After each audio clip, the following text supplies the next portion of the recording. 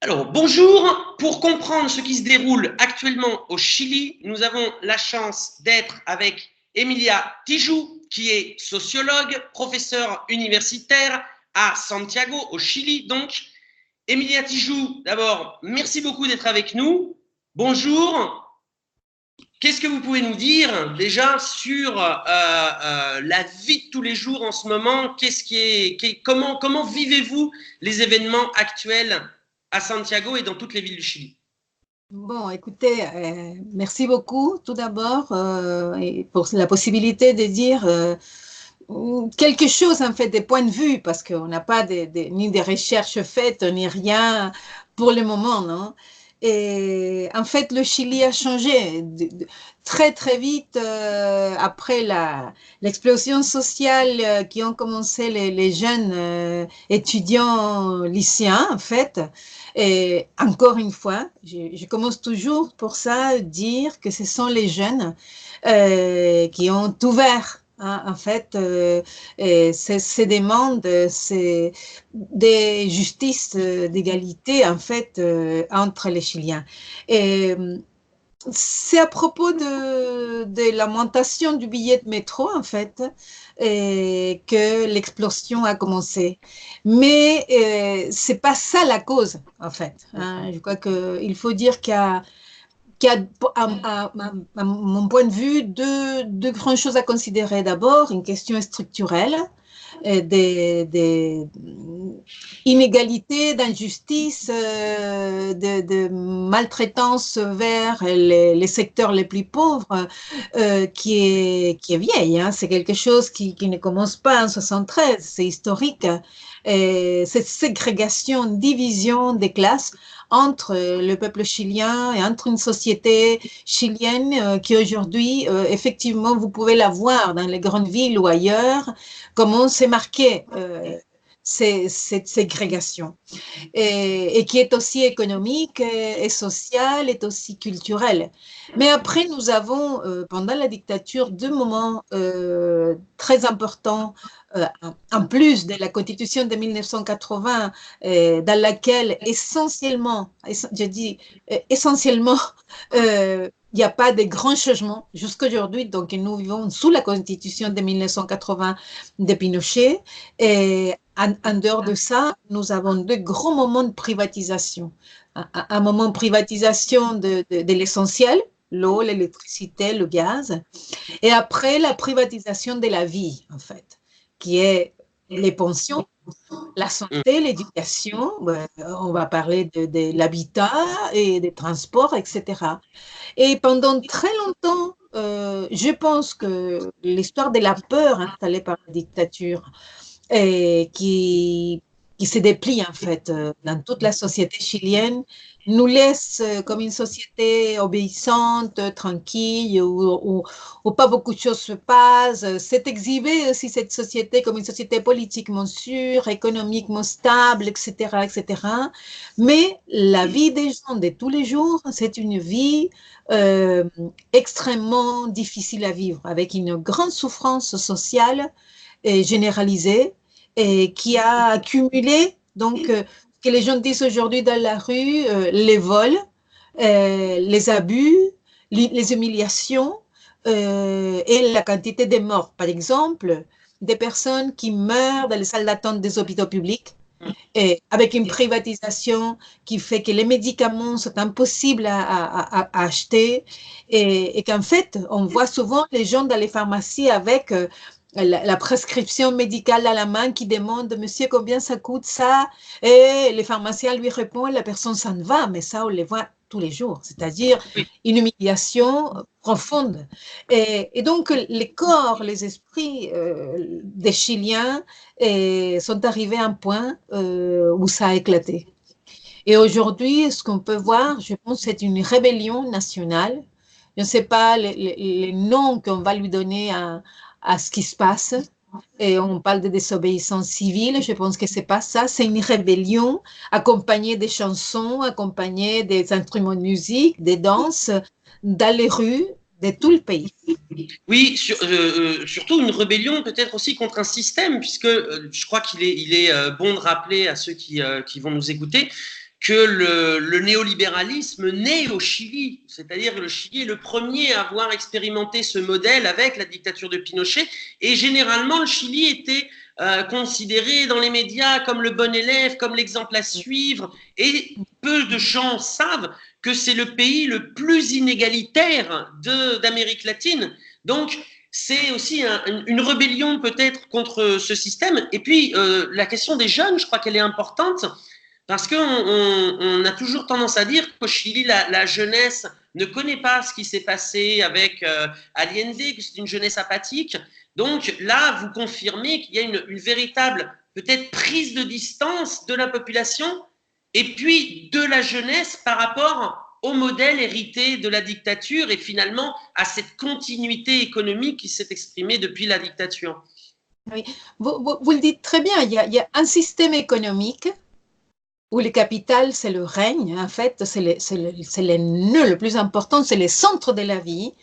Mais il y a un néolibéralisme chilien qui c'est le plus mûr du monde. Il ne faut pas l'oublier. Et il a voulu être imité, ça n'a pas marché, hein, mais c'est un néolibéralisme de telle envergure qui a aussi mercantilisé, je dis, et mis comme un objet d'échange aux citoyens. Et c'est très profond, ça, cette idée, cette double idée qui était toujours très bizarre, d'être vu comme un pays calme et démocratique, etc.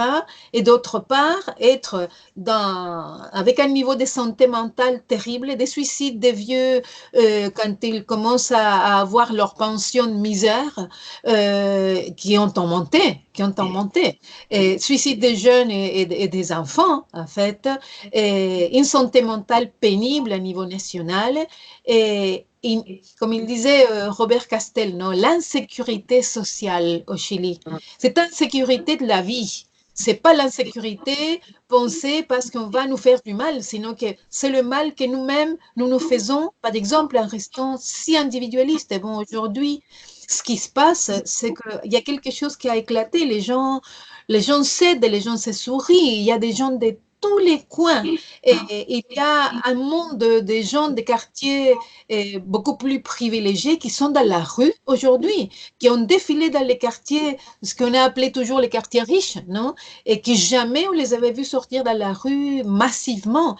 Il y a une partie de la droite qui n'est pas d'accord avec Piñera, c'est-à-dire il y a quelque chose de l'estallido social, mais en fait c'est plus que ça, c'est une explosion amicale, familiale, mais qui est très réprimée en même temps. C'est-à-dire, ça c'est les côtés merveilleux de la chose, à laquelle personne ne peut se nier. En ce moment, quand on est en train de parler, la manifestation est nationale, est immense. En ce moment même, quand on parle, nous avons les centres du Chili remplis de gens.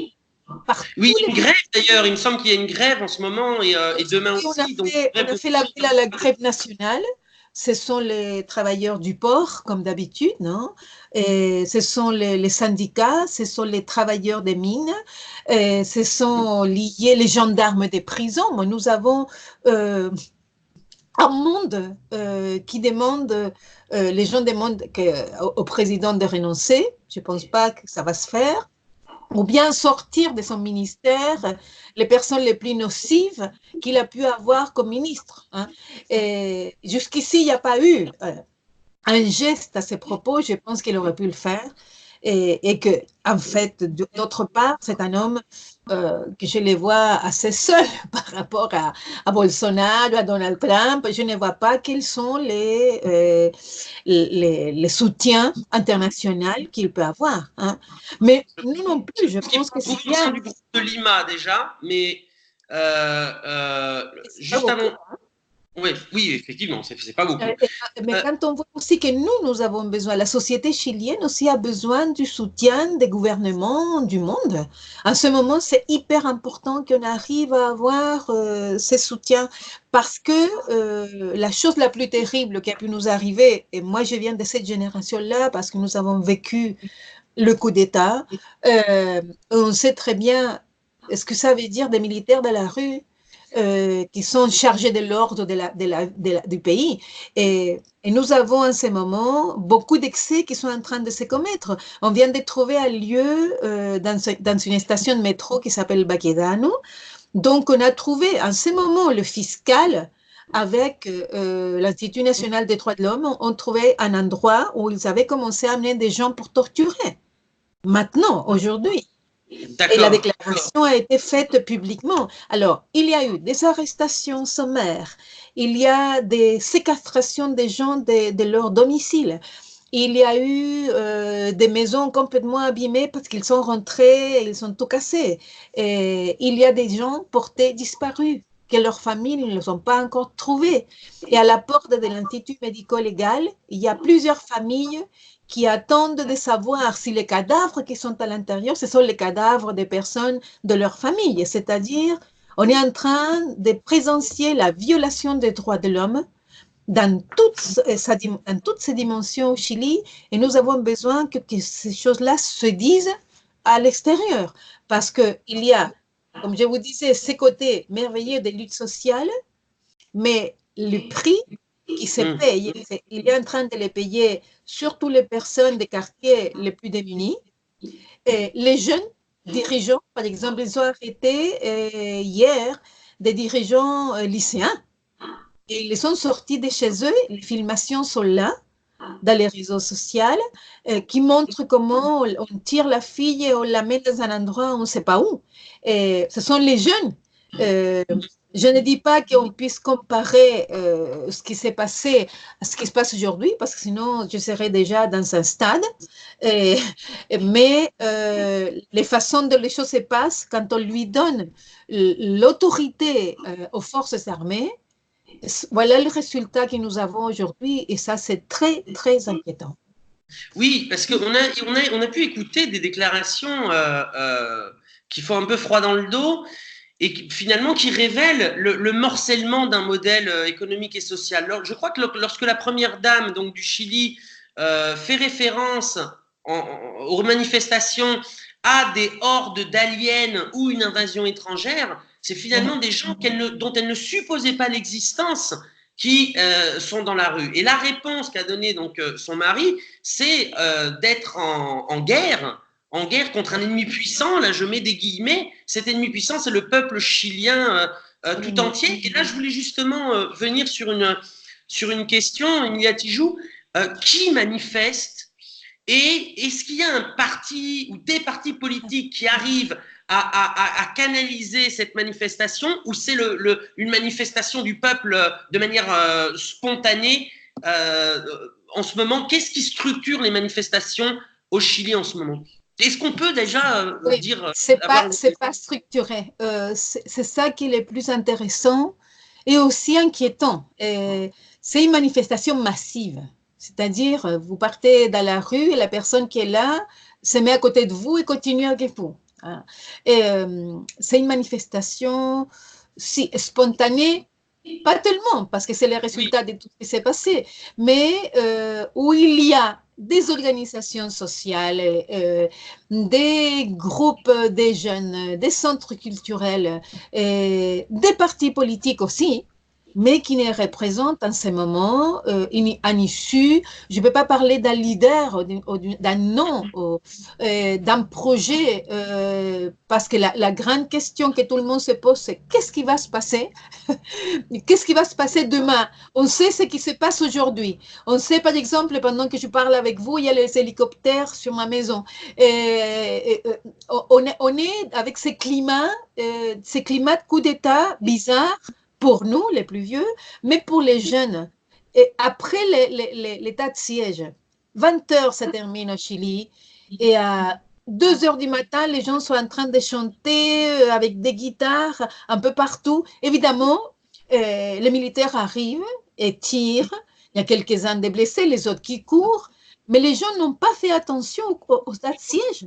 À l'heure de l'état de siège, à Concepción, c'était 18 heures, mais après 18 heures, jusqu'à je ne sais pas quelle heure, les gens étaient dans les rues. Et dans les quartiers populaires, les gens sont toute la nuit en train de danser, chanter, se réunir, tout le monde crie et tout le monde touche sa casserole avec sa cuillère de bois pendant des heures. Et vous allez dans la rue, vous passez à côté d'un camion ou d'un bus ou d'une voiture et vous faites un signe et les types et les klaxons pour soutenir. C'est-à-dire, ça c'est l'ambiance qui existe, mais je pense que politiquement, les gens ont perdu la confiance dans les partis et dans des partis qui n'ont pas fait grand-chose pour changer ça avant. C'est ça qui est terrible. On a laissé tout dans les mains d'un président qui ne sait pas gouverner, qui n'a pas senti, qui n'a pas eu la sensibilité sociale de sentir ce qui s'est passé contre lui. Alors, ce qu'il dit sa femme et ce qu'il peut dire, ça correspond exactement à ce que vous signalez. Ils n'ont jamais vu qu'il y avait un pays, qu'ils existaient, qu'ils avaient une existence sociale, qui ont été dans les fils des hôpitaux, qui ont été prendre le métro le matin, qui ont été dans la rue. Ils l'ont jamais vu. Et c'est aujourd'hui qu'ils les voient que les choses sont dans les conditions que vous voyez déjà. Donc, on vit jour à jour et en sachant que chaque jour, la répression s'organise. C'est ça que je sens. S'organise de mieux en mieux chaque jour. Donc, je ne sais pas ce qui va se passer d'ici une semaine ou un mois. De si nous, on va continuer chez nous, on sera arrêté à nouveau. Et je ne sais pas. Il est possible. Tout le monde a ça dans la tête. Il se peut qu'ils viennent demain, qu'ils viennent après-demain, qu'ils arrivent, qu'ils te prennent de ta maison, qu'ils t'amènent je ne sais pas où. Ça, c'est tout à fait possible. J'espère que ça ne se passe pas parce que aussi, il faut voir que les militaires aujourd'hui ne sont pas non plus très contents d'avoir eu tout le poids de culpabilité de ce qui s'est passé avec des civils qui passent sa vie super bien et qui n'ont pas été touchés. Donc, je ne sais pas non plus qu'est-ce qu'il y a dans la tête des militaires parce que je n'ai aucun rapport avec eux. Mais j'imagine qu'il y a des choses qui doivent quand même se penser. Alors, les lieux où on a, parce que la répression aussi ne vient non seulement des forces armées, ou de quelques personnes des forces armées, mais aussi de la police chilienne, qui est connue à propos, comme toutes les polices, je pense aussi à la française, mais une police hyper violente, qu'aujourd'hui, ils sont assez, comment dire, ils licencient pour faire ce qu'ils veulent avec les gens. Donc, il y a beaucoup de blessés, il y a des morts, on ne sait pas exactement la quantité. On est en train de hurler pour savoir qui, mais il y a d'un autre côté une solidarité qu'on n'avait jamais vue. Les avocats et jeunes, vieux, réunis pour savoir à qui il faut aller défendre, où il faut y aller, comment il faut les chercher. Les médecins aussi, pareil, où il faut soigner quelqu'un. C'est-à-dire, vraiment ça, je l'avais jamais vu. C'est la première fois de ma vie. Et est-ce que vous pensez que c'est un mouvement qui est parti pour durer? Parce que s'il n'y a pas de parti politique ou de structure qui puisse capitaliser, comme vous venez de nous dire, est-ce que le mouvement est parti pour durer ou ça va finir soit par s'essouffler ou soit par une répression gigantesque? C'est la grande question. Qu'est-ce qui est en train d'être semé dans la société chilienne avec ce mouvement-là? Vous posez la grande question. Jusqu'ici, ça dure. Ça dure. Oh, la bonne question. Parce que jusqu'ici, ça dure et ça grandit tous les jours. Ça grandit vraiment. Mais je ne sais pas si ça va tenir en grandissant. Parce que je ne sais pas si non plus de l'autre côté, ils veulent que les gens se lassent, qu'ils soient fatigués. Ça, c'est aussi une technique. Mais jusqu'ici, ça grandit tous les jours. C'est de plus en plus grand.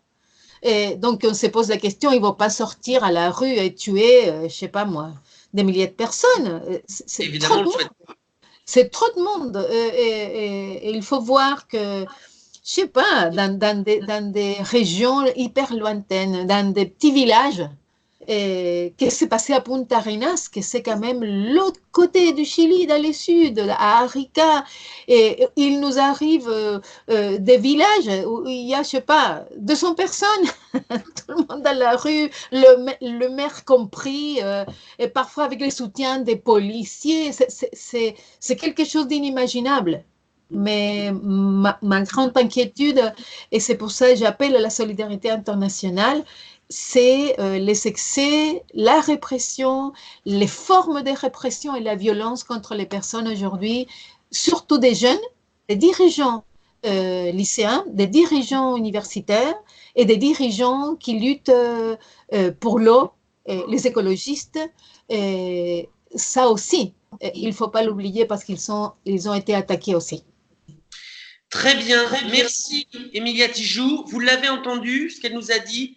On réclame depuis le Chili de la solidarité internationale. Ça passe évidemment avant tout par une meilleure communication. Donc n'hésitez pas à partager cette vidéo, à la faire connaître autour de vous en solidarité à ce peuple chilien, ce peuple merveilleux qui se lève contre les ravages du néolibéralisme qui a détruit son pays depuis maintenant trop longtemps. Merci Emilia Tijoux. J'espère qu'on aura l'occasion de revenir discuter avec vous. Merci Romain Magus. Et vous dire aussi que on vous remercie. Et, bah, les liens entre le Chili et la France existent depuis quand même très longtemps, depuis toute la solidarité que nous avons eue en 1973 et après. Mais aujourd'hui, on a besoin de vous. Je pense que c'est important. À bientôt. Merci beaucoup. À bientôt.